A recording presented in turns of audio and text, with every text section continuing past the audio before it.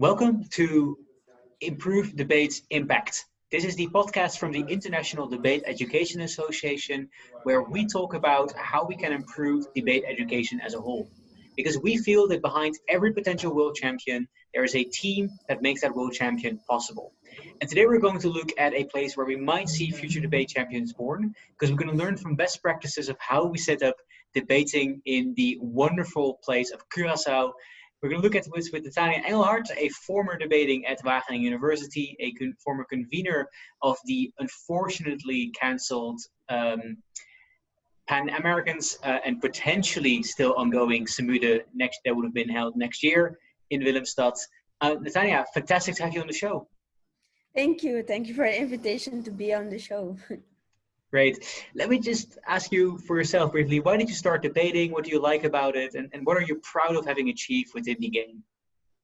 Well, it's always a funny story to tell. I actually started because a friend of mine was starting the association in Wageningen, Lara, and she said, would you like to join? I was like, sure, why not?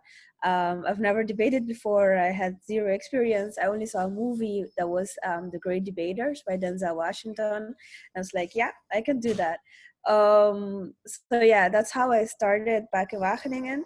It was at first a bit scary because it's a totally new. I didn't feel uncomfortable debating, but it still was a new era, like a whole new platform to discover, like what can you do, what are the rules. And yeah, it's been a while now. I think it's 6 to 7 years now that I've been debating in many different contexts, and I think that's one of the things that I'm more proud of, that it wasn't just debating as in the competitive sense, but I also explored debating in other contexts, because I think there is such rich value, so many things that you can learn from debating that go beyond the competitive part of it, that makes it unique and a special skill set that you can get out of it. So yeah, I'm happy that I got to debate in many different languages. So I started in English, I did Dutch, I also did Spanish. In Curaçao right now, we're trying to do Empopiamento as well. So I think that is a cool thing that I got to do with debating, and that I also got to experience all the different sides of it. So I was a debater, I did convene some small tournaments in Wageningen, I was a judge as well. I participated in many different tournaments, like I traveled all around the world. So I think those are the things that I'm really happy that I did with debating. That's wonderful. I think you even failed to mention that you reached, I think, the Spanish second language final when you were speaking at yeah, the that was Spanish my World first. Championships. That was like I went to the the tournament before the championship, so the World Championship in Spanish, and that was my first Spanish tournament. And then we went to the Spanish World Championship, and me and my partner, we reached the finals for Spanish as second language, and that opened quite some doors. 2 years after, I got to be a judge at the Spanish World Championships again. I won Best Judge at that tournament, and the year after, I was in the edge core of the Spanish World Championship. So Spanish debating definitely opened a lot of doors for me. I got to travel like way more places, even with the English debating circuit, and it was really opening. So the whole community really opened up their arms, like, okay, embracing me and my Spanish speaking skills. So it was definitely a fun aspect of it as well. Yeah. Yeah, and I think definitely an aspect of the English-speaking language you should definitely be more curious about. Obviously, we now have had a Spanish team today as we're speaking in the European Championships final, but there's a whole lot more to uncover there as well. Yeah, the circuits are mixing a lot. There's also a lot of, for example, Spanish speakers that initially started in the English circuit that are now going back more to the Spanish division. So I think there's a lot of exchange and happening and mixing happening. So I think there's definitely a lot more to the Spanish debating circuit that the English still has to discover. So I hope that keeps on going as well. Mm-hmm. And as you point out as well, Curaçao is a wonderful, like, multilingual place, and that's where you're going to set up debate. Now, before we talk about the organization that you're now like setting up within Curaçao, not everyone might know the country, so it might be useful to try and paint a picture of what is the context in which you're operating. Well, Curaçao is a very small island. We're part of the Dutch kingdom, and as part of that, and with our history and colonialism and slavery and all of that, we speak four different languages. So it's usual for people in Curaçao to speak Papiamento, which is a native language, English, Spanish, and Dutch. And three of those are also the official languages. So you get taught those in school and you grow up with that environment. We're very small. I think now we're close to 160,000 inhabitants. And in this setting, we don't have what you know as debating as a hobby or debating as a sport, where you have regular competitions and tournaments, and each school has their own team. That's unfamiliar to us. That's why when I went to study, because I lived here almost all my life, and then I went to study in the Netherlands and I came back. And before that time, I've never debated before. So I've never heard. You only hear from political debates, which sadly aren't at the level that they're supposed to be, or close to what you would say ideal.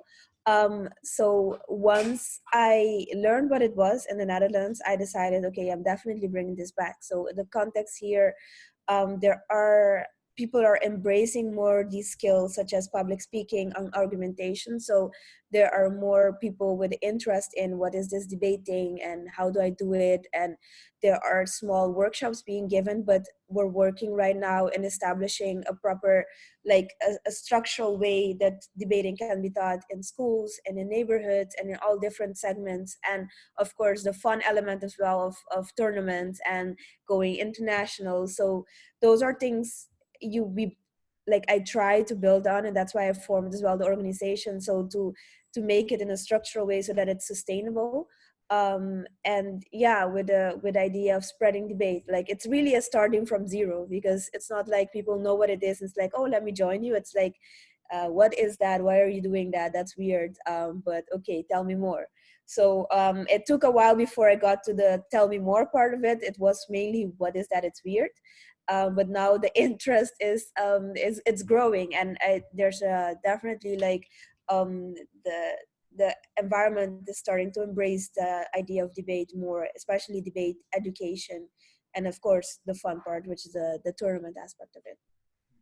So what then is your dream? Do you want to like create a Curaçao and high school debating circuit that would like look like a Hong Kong debating circuit with like superstars from Curaçao who go to the World School Championships? Or are you interested in getting like an army of little guys who just walk up to the parliament in Willemstad and say we need like to be listened to and like, get this kind of advocacy in? Where do I you see the organization leading to? My like naturally I would incline to the second one. I have already have a group of mini activists walking around, so I'm proud that I contributed to that.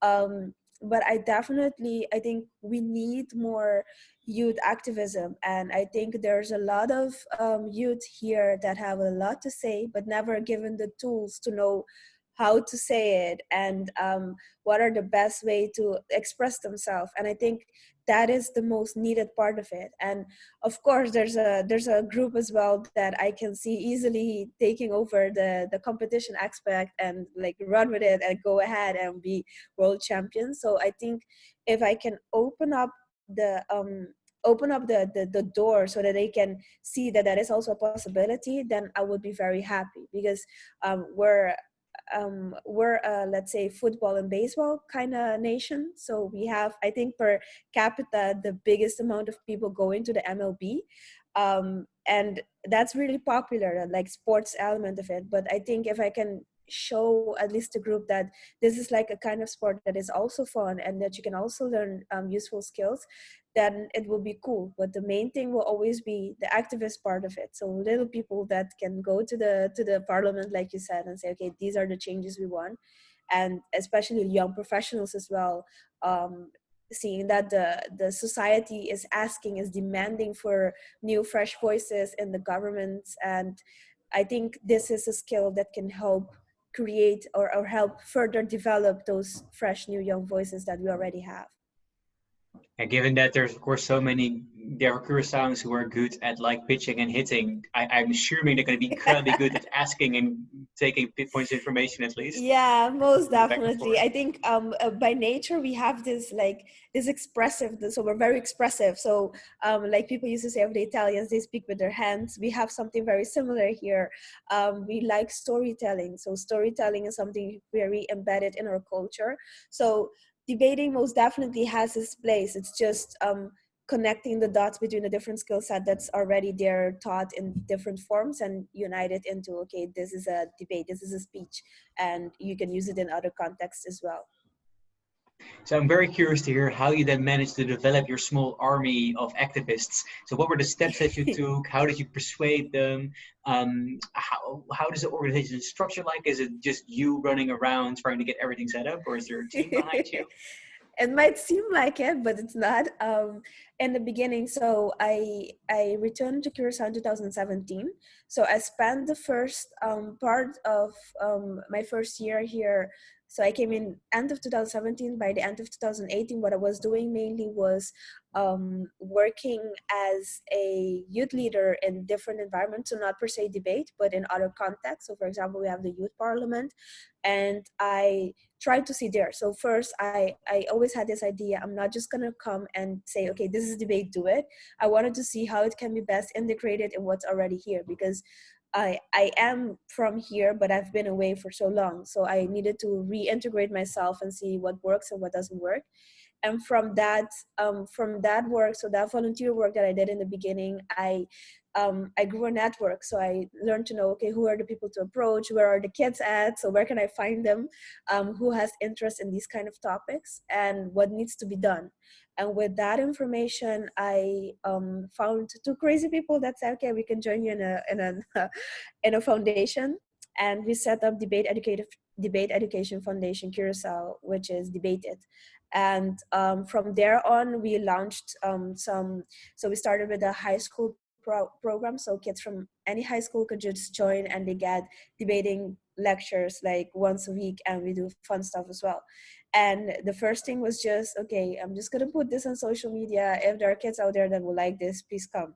So I was like, please come, please come, please come. And they came. So in the beginning, it was like 3, and then it went to 8, and then it was 10. So there was a small army of youth that was interested. And with them, they were the first group. So we had a year long now, almost a year and a half, that we were having regular debate meetings, debating different kind of topics. And while doing that, we're also focusing, okay, how can we generate a big boom? So like an explosion, so that more people can see what these youths are already doing. And to do that, we thought, okay, let's organize a big tournament.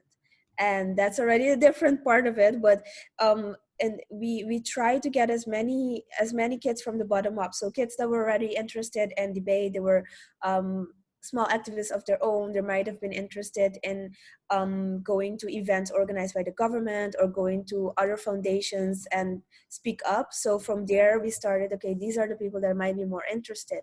I also, because I teach at the university as well, I gathered there a very small group of students that were also interested. Okay, this sounds cool, this sounds useful. And they were also interested, okay, we want more.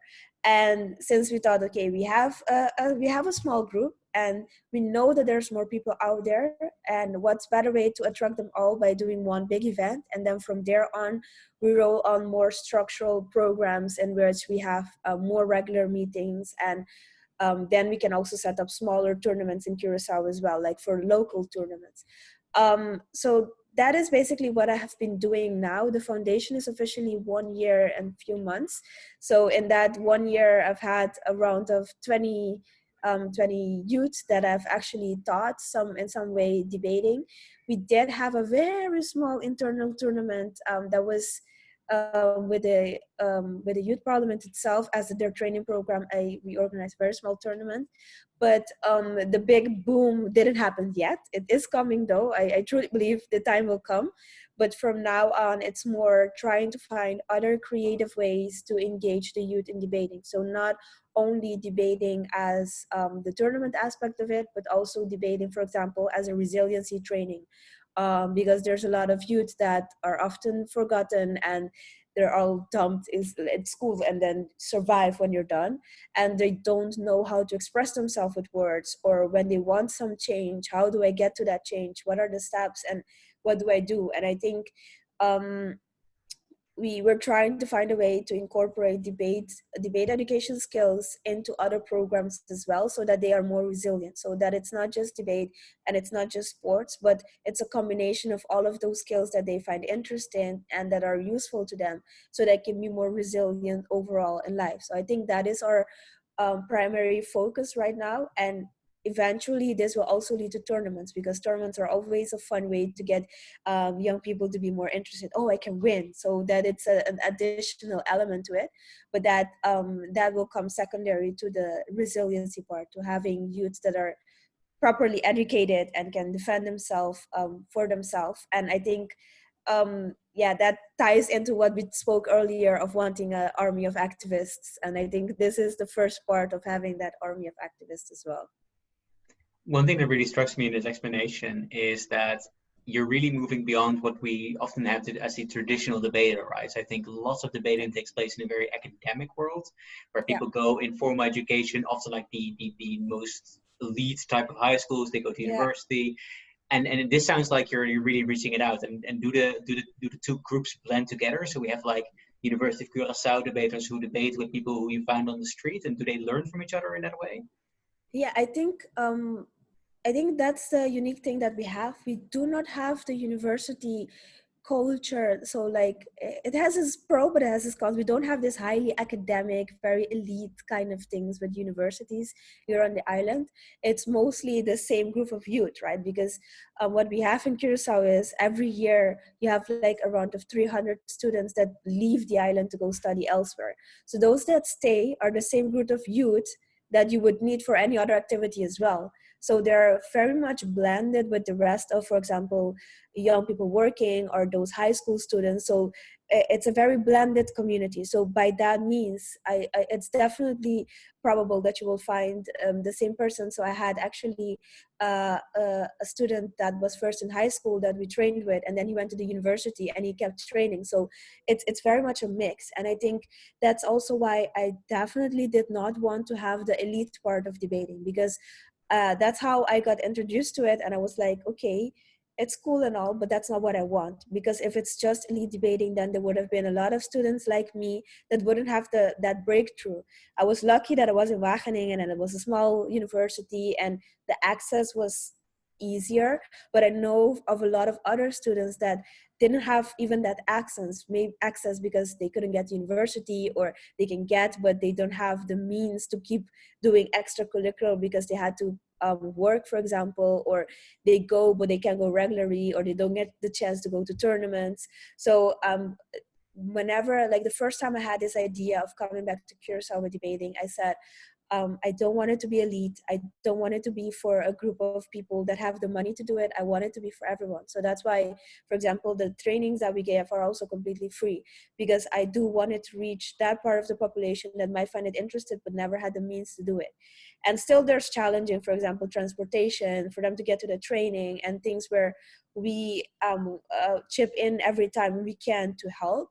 But I'm one that always says, like, I would die on that hill to not make it elite. So I will always try to make it something that is accessible to more people, because I like I said, like the opportunity is the problem, because talent is equally divided. Everybody has talent, but what's lacking often is opportunity. So my plan was always provide that opportunity that I got to more people, and that's why it's very blended. So we don't want to have like the university kids there and the high school kids, or the young working population here, but have it more blended as possible, to make it work for everyone. Fantastic. I mean, one of the things, and I introduced this as best practice, and I truly believe in that, is Curaçao has about as many people as the amount of people that live in my hometown of Nijmegen in the Netherlands. Yeah. Yet you already have, I think, more debaters active in Curaçao than we have in Nijmegen. And I think by and large that does come true insofar as it is a very elite activities in where I come from, and definitely could be opened up much more. So I'm learning a lot from here. Now, you mentioned that, of course, you want to make sure that it keeps being inclusive. and that does lead to a large amount of like extra challenges in order to get the type of money ahead. So what kind of measures have you been able to take? What kind of support have you been able to garner to make sure that you can keep that dream alive? So the first couple, so like the first 6 months, even more, I think the first even 8 to a year, it was mainly me paying for everything. Because I didn't want to ask, like I said, the students for money. So I was paying for the location, and at some point I realized, okay, this is not sustainable. I cannot keep doing this. Um, we are exploring ways to get other types of funding. So there's a lot of possibilities for funding. There are many for the private sector, but also many other foundations that exist solely for the purpose to help foundations with the financials in order to achieve these kind of projects. So those are things that we're exploring. But the main thing we tried up until now is keeping things as cheap as possible. So because it's hard, like there are many possibilities, but it's hard for you to engage in all of them. So while we wait for those bigger sponsors and those bigger monetary support, we are trying to keep everything as cheap as possible. So having the debates all in a location, we're very lucky that we have a location that can cooperate with the price to keep it as low as possible. And there is how we started, so me paying in the beginning, and then after we started getting some help from people that say, okay, I wanna support somehow. So that is how we've been surviving so far. I think part of having the big boom was also so that the rest of the society can also see, hey, this is something cool, and try to invest in it. So as we were preparing to convene our first international tournament, we got many local sponsors that said, this sounds interesting, this might be interesting for the youth, so here is some money to sponsor it, and with the possibility of making it a long-term partnership. So I think that is one thing that we did. We're now exploring to see if we can work with international organizations as well, especially in the Netherlands, because we're part of the Dutch kingdom, so that we can have easier cooperation from there. And that in order to have a stronger front as well to apply for different grants. So those are the strategies that we're using. First, trying to keep it as cheap as possible, and then trying to reach more into the private sector by having larger activities that might target their interest from, oh, this is interesting, this is cool, but then that triggers their interest to stay also as a long-term partner, to keep investing in the youth. And I think that is what we're doing mainly right now, in that sense, because it is definitely challenging, because as an individual you cannot support like 20 children yourself for a long time. And it's not only that, but if we receive the proper finances, we can also invest in, for example, means so that we can get transportation for the youths that have it more difficult, but also invest in better materials so that they can have those as well. So yeah, those are things that we are looking forward to be able to start doing once that we have more financial support coming in. Of course, it's a crisis now, so we're trying to be creative, but it is definitely doable still. And I'm pretty sure that the international debate community would probably love to cooperate in this sense. Is there anything that you think that like international organizations or debaters who particularly listening to this, that if they are thinking, I'm inspired, I want to learn more, but also maybe I want to contribute what I can, is there anything that they could do? Yes, so we're preparing to relaunch our socials because of the lockdown, and we were busy with a lot of stiff things that were down. But we are trying to set that up again, and so that they can reach out to us directly, so they can donate. Because we're an official foundation, it's easier to receive donations. So we have a specific bank account for that as well. But what I also think beyond money, what international debaters can also do is starting first of all in your own community, because I think there's always this sense, I want to help, but without looking like, okay, around of you there's a lot of people as well that need that help. But if you really want to invest, for example, in Curaçao and us, so we can teach these kids, you can also invest your time. You might not have the funds to sponsor, for example, one kid to go through our training for a whole year, but you might have the interest to do, for example, a workshop. Or you can say, okay, for the next tournament, I want to partner up with one of yours so that we can, so like a pro-am thing. So those are ways I think you can always support upcoming debaters, not only with monetary part, but also with your knowledge. And with like experience. So I think especially partnering up with novices from new environments can help, because they don't get to see those international debates the way that someone from, let's say, Oxford or I don't know, Leiden can, because they just it's a whole different world, and I cannot compete. Like I'm past that point that competing myself, but it would be lovely to see international debaters competing in tournaments with debaters from less known areas, and in order to help them break into those rooms that they don't now have access to, or that they won't have access to if they will only pair within with each other. So if I have, for example, we had a team from Curaçao that was willing to participate in the PanAms, and that was cool because you have a local team that's going and representing. But what I would want is for in other, for example, in opens or in other smaller tournaments, for them to be able to team up with people internationally and gain more experience from that, because that's how I learned as well. So I think that is a very beneficial thing. Yeah, I think part of what your answer really strikes with me is indeed the pointing towards the local context. And I imagine, for instance, if a Dutch debater listening to this saying, I want to support Curaçao debates, there are lots of Curaçaoan people who go to study in the Netherlands as well, Yeah. who they could support, and that in turn would support Curaçao in Yes. debates. And do you perhaps have any specific advice, like having yourself gone from Curaçao to the Netherlands to study? Like, what should like Dutch debating do, for instance, to try and make sure that the Curaçaoans who either already live in the Netherlands or who come to the Netherlands for study feel more welcomed, included, and supported in debating there? I think one of the most important things and that attracted me was that it goes beyond the competition. So it goes beyond the tournament. So especially advocating your society as a way to help develop crucial skills for students. I think that is one thing that you can start there.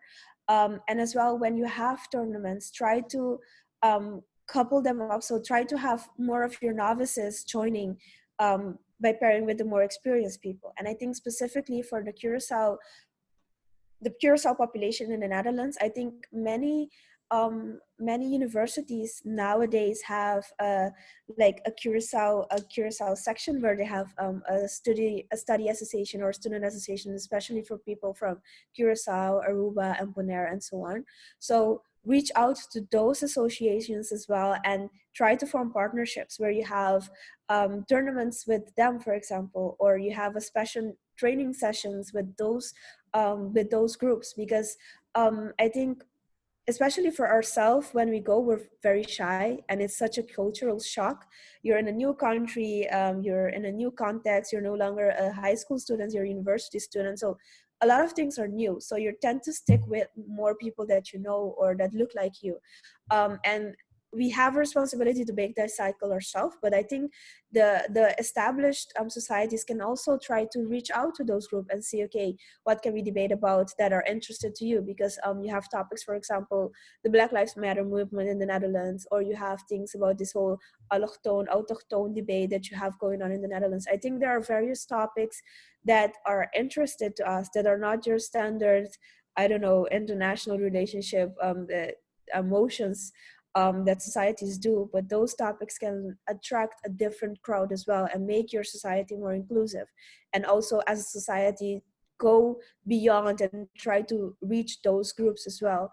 And that is, you can really grow because they have an input of that you might not have within your society already. So I think those are techniques that societies can use to improve, but also reach out to people, for example, from Curaçao, if they so want to spread the debate, reach out to them actively as well. Yeah, I think this is wonderful advice, and we definitely should keep it on board. Yeah. You mentioned as well that you and I'm gonna like push debaters to do that. I mean, tacitly speaking, the Leiden University that I used to do my debating in had a lot of trouble winning from Israeli teams, and then when we had an Israeli Dutch debater, so all of a sudden like a whole new world opened up for us, and we got to learn far more about that. And I think obviously like we shouldn't reduce it to a sort of like what is it for us, or we want to learn more about it. But I think definitely that's like one of the benefits alongside of just getting the far better and broader perspectives that I think a genuinely diverse circuit can give us, that is so worthwhile. So I think these are Yeah. very, very good pieces of advice. You mentioned that you were also going to host Pan Americans, but that Yeah. unfortunately didn't happen because it happened right about the moment that the lockdowns happened. So Yeah. maybe sketch for me, what was the importance of hosting PanAms there, and what was your vision for PanAms in Curaçao? Yeah. So actually, it all started with me wanting to host the Spanish World Championship because that was the circuit that I was more involved in, and I said, okay, you know what, I want to have these people in Curacao because I'm always the only one they know, and they say, what's Curacao like? What is it? And can we come? And me as well, trying to sell international tournaments to the local people here in Curacao was also hard. It's like, what is it like, and what do I do, and is it complicated, and do you really get paid to go judge and stuff like that. So I wanted to bring the international tournament to Curacao so that people here can see what is debating, but also so we can profit from the knowledge that those international debaters bring, and then spike our own local circuit by doing that. And while advocating and trying to run my little campaign for the World Championships CMUDE in Curacao, I went to PanAms as well, and they were like, okay, why don't we start, like, why don't we do PanAms in Curacao? And I was like, yeah, that makes sense. Let's start with something small because it's already a pretty big tournament. And that would be a way to get not only Spanish speaking debaters, but also English speaking debaters, specifically from the Caribbean as well, because you have a lot of Jamaican teams that participate in PanAms as well. And by having PanAms in Curacao, we could have reached out to other Caribbean islands so that we can have more of that representation in debating as well. And then, of course, it will also be like a sneak preview into what a bigger international tournament in Curacao could look like. So our plans were, okay, we're going to organize this tournament. We were even having a separate division for local high schoolers to participate as well. So it would have been an international university championship combined with the local, the national championships for the high schoolers, so that the high schoolers can learn from the university students, and so the mix it all together. And we would have also local judges that usually debate more in a different kind of format to experience, okay, what is this BP thing, and what do you guys do with this debating thing? So it was an idea to attract people here, use that knowledge, and also boost our local debated circuit so that more people will get the interest to participate or to finance debating. And that was the grand plan behind PanAms and Curacao. Unfortunately, it was right in the COVID spread timeline. So at the beginning, we had this idea: okay, COVID is happening very far away. We can still do it.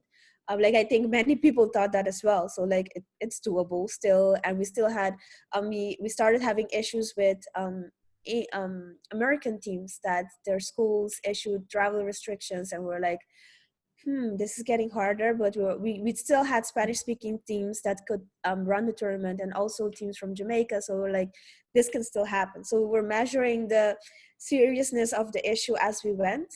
And it came to a point where we had in Curacao our first case, and it was our measures were taken very fast because we're a small island and we can take nothing because we're too small. So to prevent the potential outbreak here, everything was canceled. The border were closed, and so our tournament also had to cancel. And we opted to not go online because there was a lot of uncertainty. We didn't know how long it will take, or what will happen. And some tournaments decided to postpone, but we thought, okay, it's highly unlikely that a pandemic will be over that soon, so we're just gonna cancel it and see maybe what goes. But it has been a very challenging period to go through all of that. So we basically went through the process of organizing an international tournament, but also canceling it. And so we had that knowledge now. Might be helpful some other day. But yeah, it's a bittersweet experience. But we did see that it is possible, so that we do have that potential to be a place to organize such tournament. And we noticed one positive thing that we took away is that there is a local interest. So the minute we started doing the campaign, the local media tour for it, we noticed that there were a lot of sponsors that said, okay, this is cool. This seems like something we can support. There were a lot of people that, for example, saw me on television and said, okay, I want to register my grandson to participate because this is something for him. So I think we spiked that interest, and now we're trying to use that interest to mobilize it for our other projects that can go through on the island itself. And maybe, who knows, maybe in a few years we will have the PanAms indeed in Curaçao, but that really depends on a lot of things, not only the health aspect of the pandemic, but also the economic impact that came after it. Everything is more different and more expensive. So yeah, it's something that we'll have to look into if it's still possible in a couple of years. It's sad that it didn't happen, but we did take lessons out of it, and we did get positive things out of it as well. Yeah, I think what I am learning from this is I see that essentially you've taught three lessons that I think can be applied wholesale. I think one, you dream big, Yeah. and when you dream big, we suddenly see that you could like upskill uh, towards attempts that never noticed. Because I don't think that large amount of debate circuits have been on TV and have been able to talk to companies who showed interest. So I think Yeah. that is a wonderful thing. I think secondly, you see debates as being just more than a skill set of like who can come up with like the deepest argumentative explanation in 15 minutes, but you truly see its civic potential. And I think Yeah. thirdly, you've managed to look at debate as a thing in which we can combine it into communities. Are there any other lessons you want to teach us, or are there any lessons you say I'm still hoping to learn those moving forward? No, I think you summarized it really well, especially the dream big aspect of it. I think often I had it myself that I was too shy to start doing it because it's a new area and you don't know that, you don't know how it will be. And a lot of people told me, why are you even trying to organize a tournament? Just start small with some classrooms and that's it. But you you can only achieve big things if you dream big. So I really wanted to go all out and big with it. And it opens a lot of doors. So as you said, I've been on a television. I did a TED talk for the local TED talk event. So it opens possibilities beyond what you think is possible. Because I also first saw debate this way, but then other people paired up with me from different sectors of the society and said, okay, we can do this kind of debate. We can do debate combined with this activity. And I was like, yeah, that sounds cool. And that's, we create new debate forms, new debate formats, and apply it in different contexts. And that helps grow not only debating as an activity, but also it helps people as well grow. And I think those are always things that we will stand by. And we hope, what I hope is that the debate world will become as a total more inclusive. So so there is room for more people to be into debates, and not just the people that are usually now, for example, in tournaments and in the elite class of it, but that it can open its door to more type of debating, and not only sticking to, okay, this is what we've done, debating has to be like this way, but um, for university debaters to really engage with their own community. So go beyond, okay, I think right now we're seeing a lot of online tournaments. Like I think every weekend there can be at least 3 online tournaments, which can be exhausting on its own. But I think as a society, instead of organizing an online tournament, think, okay, what can we do, for example, with the local high school? Maybe we can do a tournament with them, or with your, maybe you have a community center. What can our society do with that community center? Maybe connect with protester groups. How can we help with their skills and make those movements better? So instead of having just a hobby, because it's cool to have a hobby that you can keep going on even during the pandemic, but think beyond the hobby. How can you engage more with your community to foster like debating in those spaces as well? And that way I think we can all grow, because it will help you as well into the tournament, so you get new perspective that you can use there. But so if you only want to do it for those selfish reason, at least like do it for that selfish reason. But I really hope we can be less selfish and do it to help our own communities, and that we can grow together. So I think that is what I wish to see more of the debating spaces. And yeah, me myself, I have more to learn because especially balancing it, because now I'm coach, I'm head of the foundation, I'm the money seeker, I'm engaged in a lot of different things. I'm the public speaker as well. So I'm trying to grow in all of those positions, especially in the part of advocating to the private sector of why they should invest in debating. I think that is the most challenging part that I'm learning more into. So how to speak to these big ass CEOs, so big shots that are there, and now you have to come to explain to them why it's good for them to put their money into it. Yeah, I think that is something that I should learn more, but that we as a society can also benefit. So the debating societies can benefit more from it, because they have the money that we can put in proper use into our communities as well and into the societies, so that more people can go to tournaments, novices can get better training, and make it accessible for more people, basically. Thank you. I think that is a wonderful statement to conclude it on. If people want to know more about Debat.ed where can they look it up on the internet? So they can look up Debate Education Foundation. So we have a Facebook, we have an Instagram, we have a Twitter. We're also have a website. So it's you just search for Debate Education Foundation, and we short it out by saying Debate It. So debate with a D at the end, Debate It, which is a very cool thing that we use. But there you can find all of our contact details. You can send us a message, and to get involved with whichever way you feel like you're getting involved, being it to give a training, being you want to help set up projects, you want to volunteer your time, your energy, effort, and if you have money to spare, we can use that we can use that to us here. That is wonderful. I hope to not only see perhaps Curaçao debaters make it to the world stage at a tournament, but hopefully also see them in a newspaper when they've effected change in Willemstad. Thank you very much, Nathania Engelhardt. Thank you.